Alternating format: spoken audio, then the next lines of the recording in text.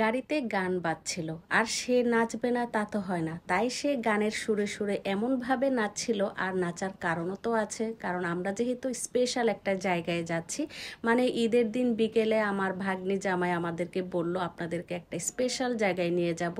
আর সেই স্পেশাল জায়গায় যাওয়ার আগে আমার চোখে যা যা পড়েছে সব কিছুই আপনাদের সাথে শেয়ার করছি। দেখেন, ঈদের দিন বিকেলে সবাই কিন্তু ব্যস্ত হয়ে পড়েছে, যে যার পরিবার নিয়ে সবাই ঘুরতে বের হয়ে গেছে।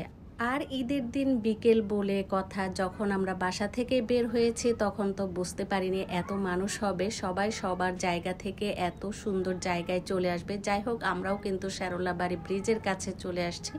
আর এই শেরোলাবাড়ি ব্রিজটা কিন্তু আমি আনকমপ্লিট দেখেছিলাম, মানে কাজ করা চলছিল তখন। আর গতকালকে ঈদের দিন যেহেতু দেখি অনেক সুন্দর করে মানে ব্রিজটা কমপ্লিট হয়েছে, আর সবাই সেই ব্রিজে সুন্দর সময় পার করতে গিয়েছে। আর ব্রিজটা পার হয়ে আমরা একটা এত সুন্দর জায়গায় এসেছিলাম। এখানে তো দেখি যে যার যার মতো ব্যস্ত ছিল পরিবার পরিজন নিয়ে ছবি তুলতে। তো আমরাও গাড়ি থেকে নেমে আসলাম এখানে একটু ছবি তুলবো, কিন্তু এখানে আমাদের পুচকোটা এমন কাজ করেছে, নিজে অন্যায় করে এখন এই যে তার ভাইয়ার কাঁধের উপর মাথা দিয়ে রেখেছে, সে আর মাথা তুলছেই না। তাকে এতভাবে আমরা সবাই ডাকছিলাম, কিন্তু সে কিছুতেই মাথা উঠালো না। সে যে অপরাধ করেছে সেটা কিন্তু সে বুঝতে পেরেছে। আসসালামু আলাইকুম, আশা করি সবাই ভালো আছেন। আলহামদুলিল্লাহ, আমিও আপনাদের দোয়ায় ভালো আছি। যাই হোক, ভাগ্নে জামাই যেহেতু বলেছে আমাদেরকে স্পেশাল জায়গায় নিয়ে যাবে, তাই তো আমরা সন্ধ্যার আগে স্পেশাল জায়গাটায় যাওয়ার জন্য এই যে আমরা ছুটে যাচ্ছি। কিন্তু ভাগ্নে জামাই তো জানে না যে সে যেখানে আমাদেরকে নিয়ে যাচ্ছে সেখানে কিন্তু আমরা অলরেডি তার মেয়েকে নিয়ে আগে ঘুরে আসছি।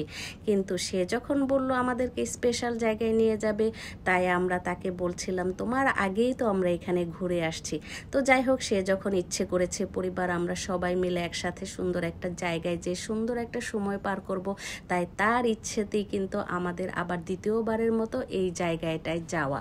আর এই জায়গাটার নাম হচ্ছে গজারতলি, প্রহ্লাদপুর, শ্রীপুর, গাজীপুর। এই যে এখানে আমরা এর আগে মেলাতে এসেছিলাম, সেই মেলাতে যখন আসছিলাম তখন দেখেছিলাম মাটি উঠানো হয়েছে, সুন্দর করে সেই মাটিগুলোকে সমান করা হচ্ছে।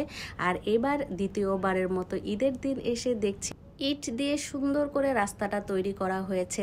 তারপর তো দেখছি মানুষ ঘুরে ফিরে ক্লান্ত হয়ে গেলে, পানি পিপাসা লাগলে কিংবা যদি ক্ষুধা লাগে সেটারও এখানে ব্যবস্থা করা আছে। তো যাই হোক, এই জায়গাটায় এবার নতুন করে কিছু জিনিস দেখতে পেলাম, দেখে সুন্দর একটা সময় উপভোগ করে আসলাম আমরা পরিবার পরিজন সবাই মিলে। তো যাই হোক, সেই কারণে আমার ভাগ্নি এবং ভাগ্নি জামাইকে অনেক অনেক ধন্যবাদ জানাচ্ছি আমাদেরকে ঈদের দিন ভাগ্নি জামাইয়ের শত ব্যস্ততার মাঝেও আমাদের পরিবার পরিজন সবাইকে নিয়ে দারুণ সময় পার করার জন্য। রোমেন, তোমাকে ধন্যবাদ।